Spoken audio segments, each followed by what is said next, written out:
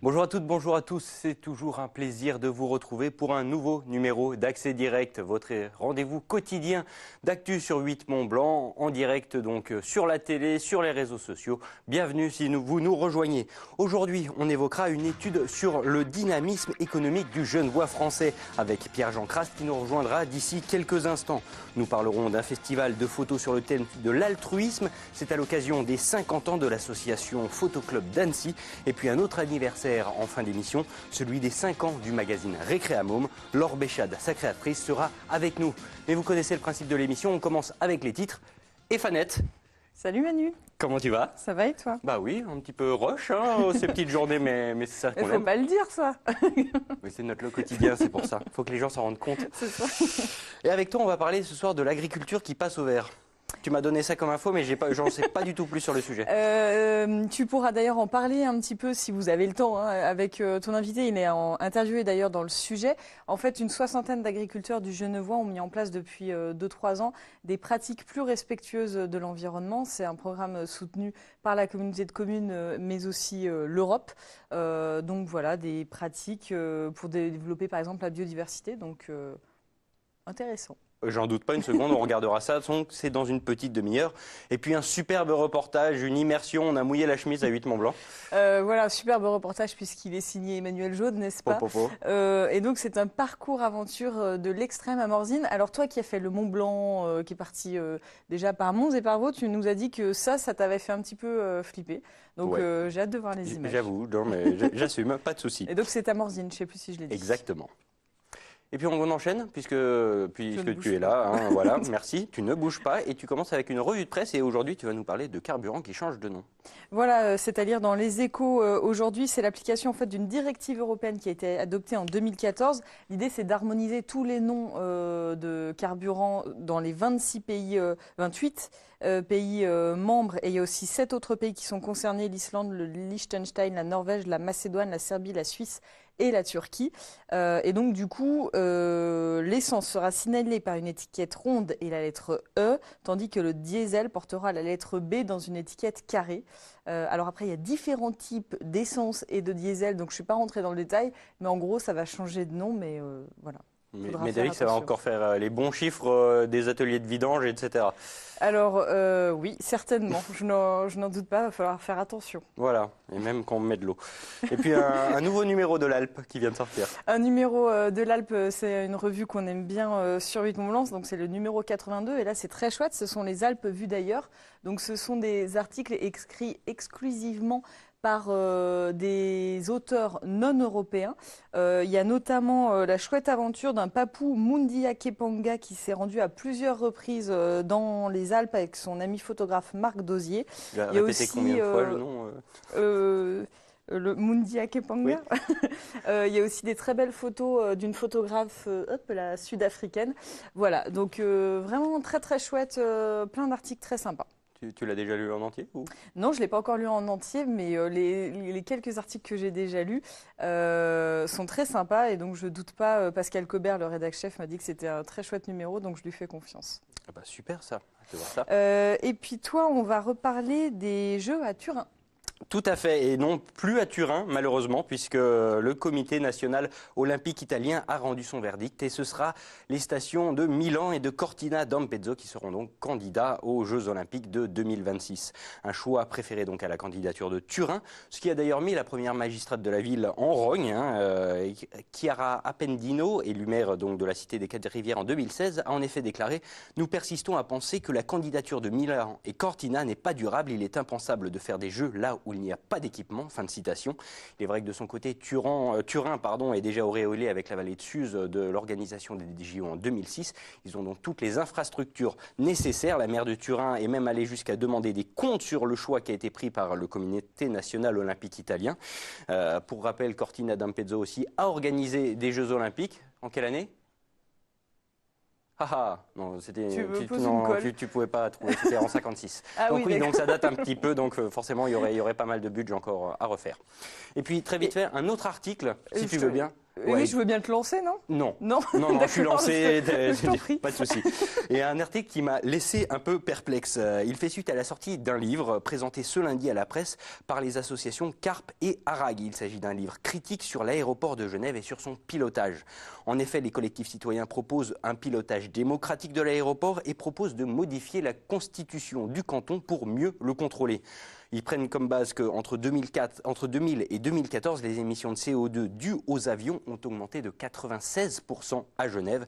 L'aviation annule donc toutes les mesures qui ont pu être prises pour diminuer les émissions de particules via les véhicules légers ou les particuliers. Alors dans le livre, on parle de subventions cachées, de constitution violée, bref, un vrai pamphlet. Reste à savoir si les lettres des petites gens auront une grande influence sur les grands lobbyistes de l'aviation. Mais je pense qu'on aura l'occasion d'en reparler. Oui, parce qu'il y a pas mal de choses qui se passent à l'aéroport de Genève. Il paraît. Il y a des travaux d'agrandissement, je crois, Oui. Prévus, donc intéressant. Oui, non, on fera des sujets. Ça, je m'en Oui, fais je te pas. sens remonter. Merci beaucoup, Fanette. À tout On à se l'heure. retrouve tout à l'heure pour le rappel des titres. Juste le temps pour moi d'accueillir notre premier invité. Monsieur Krast, bienvenue. Bonjour.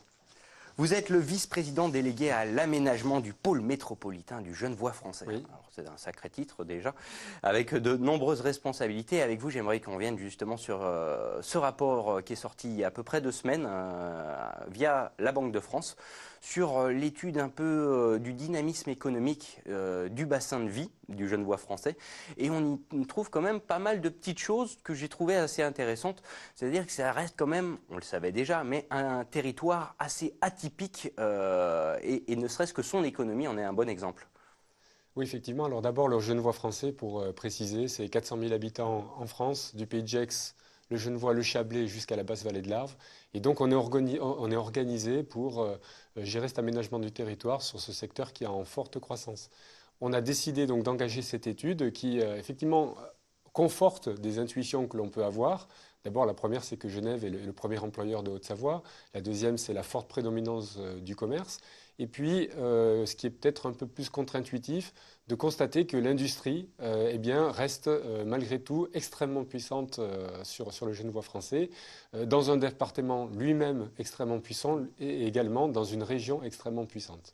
Alors justement, l'industrie a un gros dossier, c'est un des pôles d'excellence de ce bassin de vie. Oui. Il faut aujourd'hui insister dessus, il faut booster, continuer de booster la filière.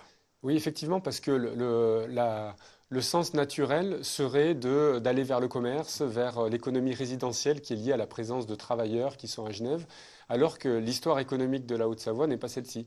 Le boom genevois, qui ressemble un petit peu au boom du kérosène que vous venez d'expliquer, il est tout récent, il date d'après 2002. Et donc cette industrie, elle pèse lourd en matière de valeur ajoutée, de création de richesse, et il ne faut pas se laisser aller vers finalement la facilité, puisque le moindre revirement d'économie eh bien, nous fragiliserait. Donc il faut renforcer les actions en faveur du développement de l'industrie qui reste fragile malgré tout. Et pour cela, pour booster ce secteur, il faut augmenter la taille des firmes. Effectivement, ce que l'on constate, c'est que sur les 9000 entreprises qui ont été regardées, environ 1000 font plus de 750 000 euros de chiffre d'affaires. C'est déjà pas Et mal. oui, elles ont du mal à passer à l'étape, à la phase supérieure, pour plusieurs raisons. La première, c'est l'inconvénient de nos atouts. Genève est là. Et donc, l'inconvénient, c'est que Genève est là aussi. Et donc, pour la formation, les salariés travaillent en France, puis ensuite vont à Genève. Il y a une vraie difficulté à trouver des salariés formés qui restent en France pour pouvoir assurer ce développement. Alors c'est vrai qu'on le sait, la basse vallée de l'Arve, le décolletage, tout le secteur de l'horlogerie, ça fait travailler beaucoup, Oui. beaucoup de monde. Mais ce que j'ignorais totalement, c'est que le secteur commercial est saturé. Qu'est-ce que Oui. ça veut dire concrètement? Ben, il y a deux enseignements importants. Le premier, c'est que le commerce est surreprésenté sur notre territoire pour deux raisons. La première, c'est que le niveau de vie des gens est supérieur à la moyenne. Et la deuxième, c'est qu'il y a environ 5 à 10% de la consommation est liée à des Suisses des résidents suisses qui viennent commercer en France. Ça se tasse globalement en France, beaucoup moins chez nous, il y a encore quelques progressions, mais c'est quand même une tendance nationale, voire internationale, liée à l'e-commerce, liée aussi au fait qu'on est beaucoup plus sensible à l'impact de la consommation sur l'environnement, il y a beaucoup plus de réutilisation, le bon coin, etc. Et donc ce phénomène existe aussi chez nous, de manière un peu moins marquée qu'ailleurs, mais il existe. D'accord. Il y a un secteur qui aujourd'hui est un petit peu en dessous des autres, c'est les services aux entreprises qui sont trop peu développés aujourd'hui, mais concrètement qui manquent vraiment dans le paysage du territoire. Oui, alors ça manque localement puisque les services aux entreprises, c'est l'ingénierie, les comptabilités, l'expertise dont ont besoin les entreprises précisément pour se développer. Lorsqu'elles souhaitent se développer à l'international, un entrepreneur, lorsqu'on a fait la restitution, nous disait que lorsqu'il se développe en Chine, il a besoin de services aux entreprises importants, performants pour l'aider à exporter. Et on ne le retrouve pas en Haute-Savoie. Malgré tout, il les trouve à Lyon et à Paris, donc ce n'est pas forcément un manque qui est déterminant. Il faut travailler là-dessus parce que le service aux entreprises génère justement beaucoup de richesses et une très forte valeur ajoutée. Et cette valeur ajoutée profite à d'autres secteurs derrière. Valeur ajoutée qui permet justement aux Genevois français d'avoir une des croissances les plus fortes de tout secteur de France confondu, plus 2,1%, c'est bien ça? Oui, alors la croissance de la population est intense. Depuis plusieurs années, c'est la croissance la plus importante de France. Ce n'est pas sans gérer de problèmes, mais malgré tout, il y a une phrase qui dit « Quand je me regarde, je me désole, lorsque je me compare, je me console ». On a des problèmes de territoire en croissance. Et donc, lorsqu'il suffit de regarder le taux de chômage qui est extrêmement faible, pour toutes les raisons que je viens d'évoquer, mais aussi des niveaux de pauvreté qui sont plus faibles, avec malgré tout des écarts importants de revenus, on a des problèmes à gérer que des territoires n'ont pas. Vous le disiez il y a quelques minutes, c'est vrai que la place très proche de Genève a une influence énorme sur toute l'économie du territoire français. C'est un plus, c'est un moins. Il faut savoir gérer avec. Aujourd'hui, il y a beaucoup de choses qui se gèrent de manière transfrontalière également. Bon, c'est carrément un plus et c'est ma vision personnelle. Et il suffit de regarder les chiffres pour voir que grâce à Genève, le taux de chômage est bien inférieur et puis il y a une économie qui se développe localement, qui se développe fortement. Mais c'est aussi un moins, puisque face à un mastodonte qu'est le canton de Genève, qui a peut-être un produit intérieur brut qui est 3 à 4 fois supérieur à celui de la Haute-Savoie, mais ce n'est pas évident de faire progresser les entreprises. Et donc, nous, les élus, on joue notre rôle. Notre rôle, c'est de faire en sorte que les services existent dans les zones économiques, qu'il y ait de la disponibilité foncière, surtout sur les entreprises industrielles, puisque la disponibilité foncière va d'abord au commerce, et on se rend compte que le commerce a une plus faible valeur ajoutée. Et sur ces équilibres de logement, de transport, on doit travailler avec Genève et de formation pour que l'économie locale progresse. J'ai une dernière petite question. C'est vrai que toutes ces données, on les imaginait à peu près. Il y en a assez peu qui sortent de du cadre sur lequel on était déjà. À quoi vont vous servir maintenant ces chiffres, cette étude, pour aller de l'avant? Eh bien, notre ambition, c'est d'avoir des politiques coordonnées entre les différents territoires du pôle métropolitain. Et cette étude, parfois, elle enfonce des portes ouvertes, effectivement, elle confirme ce que l'on pensait, mais elle montre aussi une certaine fragilité, une difficulté à passer sur des tailles d'entreprises supérieures, parce qu'il faut mettre le paquet sur la formation. Il n'y a pas de politique économique sans politique des transports et du logement pour les salariés. Et elle nous invite à cibler les différentes zones, les filières, encourager à ce que les entreprises se rencontrent et aillent plus loin dans la représentation des filières pour être plus grosses et aller plus loin. Donc ce n'est pas forcément que les élus qui doivent faire un pas en avant, mais les entreprises également. Il faut rester extrêmement humble sur la capacité des élus à dynamiser l'entreprise. Les entreprises, c'est d'abord elles qui créent les emplois.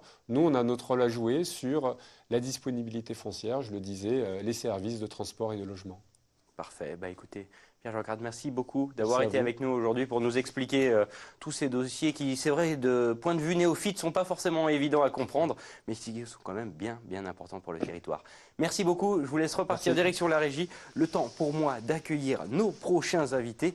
2 personnes avec Éric, mon voisin, et Olivier Folmy. S'il vous plaît, messieurs, je vous laisse repasser. Allez, directement dans le canapé. Oui, parce qu'ici, c'est comme à la maison. Hein. Très bien, bien. Simplicité, efficacité. Messieurs, bonjour. Merci d'être avec nous. Bonjour, Emmanuel. Et avec vous, on va justement parler d'un festival atypique, un festival photographique sur le thème de l'altruisme. Alors déjà, en soi, c'est pas commun. Et il vient un petit peu en point d'orgue d'un anniversaire, celui du Photo Club d'Annecy, si je ne dis pas de bêtises, les 50 ans. Alors, monsieur mon voisin, expliquez-moi ce qu'est à la démarche de ce festival. Alors la démarche du festival a démarré il y a 2 ans lorsqu'on a décidé au niveau du Photoclub d'Annecy de fêter les 50 ans du Photoclub. On s'est vite rendu compte au bout de quelques mois qu'il était plus facile de créer une association à part, dans le sens où on voulait non seulement fêter les 50 ans du photoclub, mais en plus créer un événement sur Annecy qui n'existe pas encore, c'est-à-dire un festival photographique pérenne avec une récursivité d'à peu près tous les 2 ans. Donc on a choisi pour ce premier festival le thème de l'altruisme et bien naturellement, quand on a pensé à ce thème, nous avons fait appel à Olivier. Et c'est là que vous vous êtes dégoté un parrain de choix, parce que c'est vrai que quand on pense à altruisme, Olivier Folmy, qu'on ne présente plus aux divers ouvrages, principalement dans l'Himalaya, voilà. L'Himalaya, que je pense qu'une fois au moins on a tous vu en vitrine en disant oh là là, ça ferait un beau cadeau, ça, dis donc. Mais également photojournaliste, vous avez collaboré entre autres avec Life, Paris Match, Géo, Stern, Epoca. Pour vous, comment ça a été le feeling avec l'association donc Annecy Lac Photo, Alpes comment on vous a approché? Est-ce que ça a été tout de suite le déclic? Déjà, on se connaît très bien avec Eric, avec tous les membres du club photo. Évidemment, on partage la même passion, donc c'est normal qu'on se connaisse et qu'on s'apprécie. Après, Eric et Alpes ont fait appel à moi par rapport à cette thématique de l'altruisme. Non pas que j'ai le monopole de l'altruisme, bien loin de là. Mais malgré tout, je suis un photographe humaniste. Je m'intéresse aux hommes sur la Terre. Et depuis 40 ans, je photographie l'humanité sur toute la planète. Et majoritairement à base de portraits, du coup. Portraits, des rencontres. J'ai un travail photographique et symbolique où j'essaye de montrer la beauté de l'humanité, la beauté des relations entre les êtres. Je suis intéressé à montrer la beauté de notre monde, pas à le dénoncer dans ce qui ne va pas, mais à dénoncer ce qui va, au contraire, à valoriser ce qui va. Et donc, logiquement, dans cette thématique, c'était normal qu'on travaille ensemble. Alors justement, Eric, vous avez, grâce à la connaissance d'Olivier, tout de suite imaginé le thème de l'altruisme, ou c'est en pensant à l'altruisme que vous avez pensé à Olivier? Ça a été un peu simultané. Ça a été un peu simultané. Disons qu'en fait, quand on a discuté avec Olivier, on s'est un peu mis d'accord sur ce thème-là, si vous voulez. Alors justement, le festival, il a déjà commencé, on peut le dire, puisqu'il y a, depuis le 4 septembre dernier, il y a des choses qui sont au programme, mais il y a quand même un grand temps fort qui va arriver ce week-end. Tout à fait. Alors le festival a démarré le 4 septembre à l'hôpital d'Annecy, où il y a un certain nombre de photographes qui exposent. Il y a une autre exposition qui a démarré le 15 septembre au Mikado Novel. Et depuis quelques jours, on a 3 autres expositions qui ont démarré. Une exposition à Bonlieu, au premier étage et au deuxième étage des Coursifs de Bonlieu. Vous avez les 10 lauréats du concours qui a été organisé jusqu'à fin juin qui sont exposés. Vous avez l'exposition, bien sûr, d'Olivier qui se trouve sur le Square des Martyrs, d'accord, donc juste devant Bonlieu, où vous avez une trentaine de photographies d'Olivier, que nous avons choisies ensemble d'ailleurs. Et vous avez enfin des photographes qui exposent sur les grilles de la préfecture, aussi en extérieur comme Olivier. Voilà. Pour le week-end, on a un week-end qui démarre à partir de vendredi. Donc vendredi est une journée réservée aux scolaires. On a proposé des animations avec une journée entière que Olivier nous a réservée pour faire, salle Pierre-Lamy, des conférences autour de son film Le lac gelé.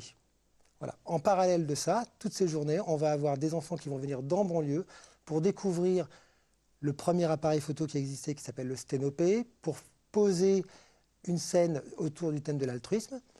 Et puis, ils vont pouvoir aussi, je dirais, accrocher les photos qui ont été prises. Le samedi et le dimanche, on a d'autres activités qui sont proposées au public. On a d'abord un marathon photographique, donc dépêchez-vous parce qu'il ne restait plus que 2 places. Donc l'inscription se fait en ligne sur notre site annecy-lac-photo.com. Le marathon photographique est parrainé par Olympus et Olympus offre un appareil photo d'une valeur de 2 000 € à l'issue de ce marathon. On a d'autres activités qui sont proposées ce week-end-là, c'est-à-dire on a toujours un studio photographique et un mur d'images le samedi et le dimanche. Voilà.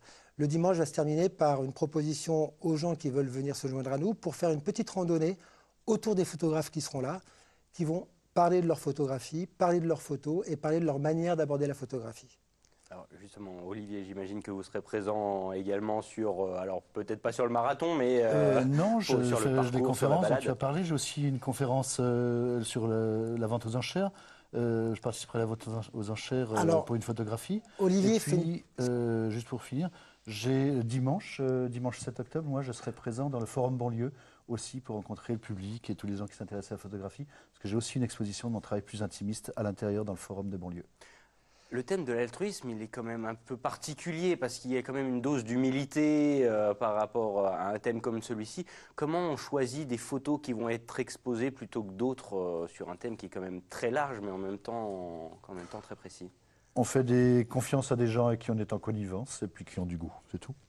Alors, je vais parler d'une conférence qu'Olivier va faire aussi vendredi soir à 20h30 à la salle Pierre Lamy. C'est entrée libre. Et Olivier va nous faire une conférence sur... Je vais parler de l'histoire de 3 photos qui m'ont marqué. Vendredi soir, le fleuve de la vie. Pardon, le vendredi soir, oui, parce qu'il y en a 2 conférences. conférences. Il fait 2 conférences, en fait. Fleuve de vie, oui, c'est le résumé de 40 ans de vie autour du monde. Qu'est-ce que j'ai eu envie de transmettre de tout ce qui est de ces rencontres, de ces maîtres de sagesse avec lesquels j'ai pu travailler. Et c'est un résumé un peu de ce que j'ai retiré toutes ces années autour du monde. Hein. Voilà, ça c'est Fleuve de vie, oui. Et samedi soir, nous organisons une vente aux enchères.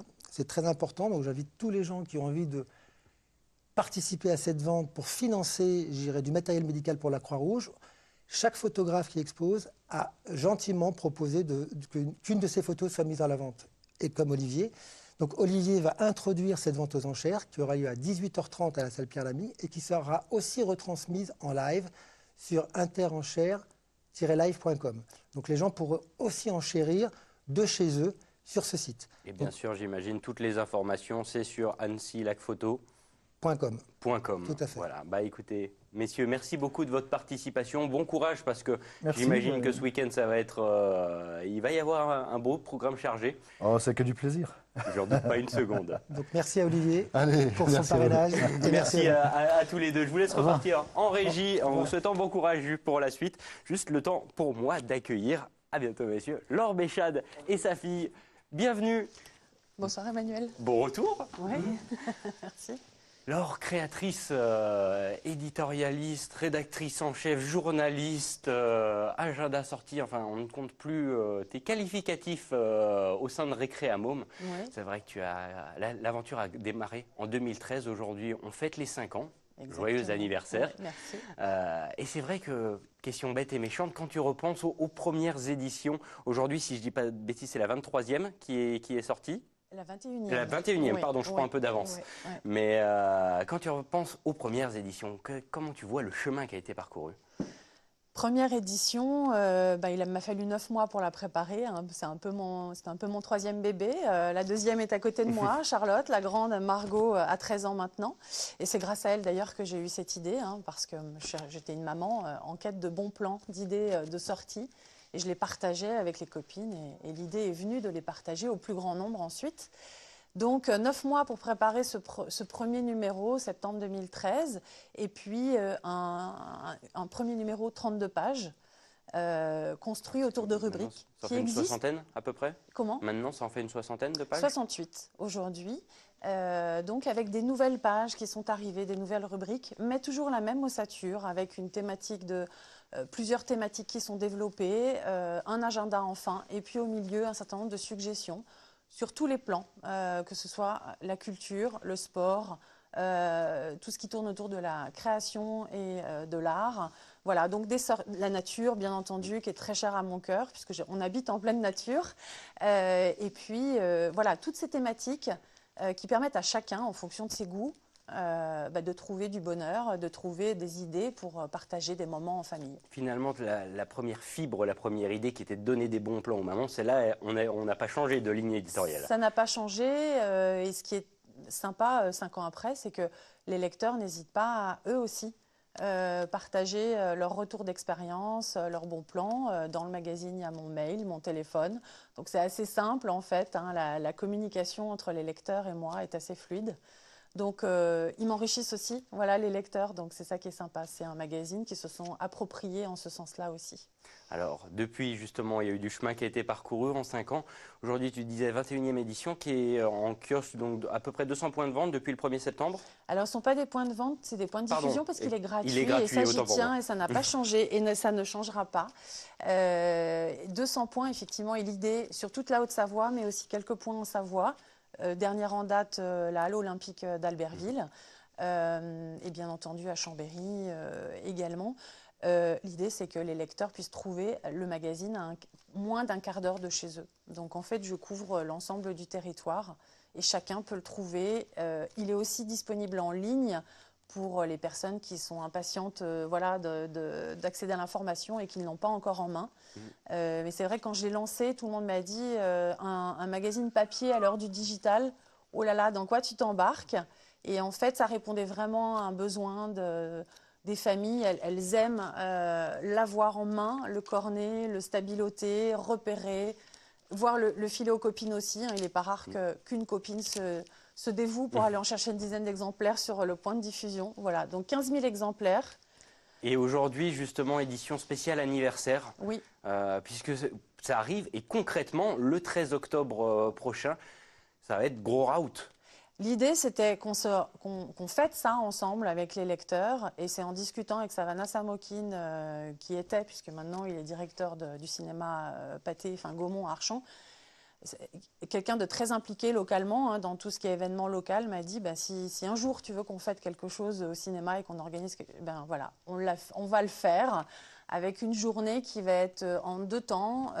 Sur le parvis du cinéma Pathé, il y aura un petit village d'animation avec une dizaine de partenaires du magazine qui viennent proposer des animations. Donc le Centre Capla, les Savants Fous avec les ateliers scientifiques, Ludimove avec, voilà, il y aura des ateliers créatifs également. Et puis en deuxième partie à 16h, une avant-première de film. Donc le producteur et le distributeur de Yeti et compagnie a accepté qu'on fasse cette avant-première spécifiquement pour l'anniversaire. Donc une séance ouverte à toutes les familles, qu'elles soient lectrices ou pas, avec un petit code spécifique pour les lecteurs. Donc ils ont reçu une newsletter avec une petite offre et puis il y aura des cadeaux bien entendu. On prépare un beau petit pochon de cadeaux avec l'ensemble des partenaires du magazine qui sont 200 aujourd'hui. Que j'ai pu mettre en lumière dans le magazine et avec qui il y a des échanges perpétuels. Et cet événement, il est dans la continuité des événements du Club Récréamum. Une fois tous les trimestres, je propose de partager un moment avec les lecteurs. On a fait à la Turbine Science sur une expo, au château d'Annecy, à la patinoire d'Annecy. Voilà, donc hâte que ce 13 octobre arrive. Et ce week-end, première fête en fait pour les 5 ans, c'est sur le High Five Festival, puisque les lecteurs vont pouvoir, il va y avoir 1 heure privatisée sur le Riglet Park, donc qui est organisé par Burton. Le Riglet Park, en fait, c'est les 3-6 ans qui peuvent s'initier au snowboard, et il va y avoir 1 heure le samedi matin et 1 heure le dimanche matin réservée aux lecteurs Récréamum. Donc on commence tout doucement à fêter, voilà, souffler les bougies. Dernière petite question très rapidement.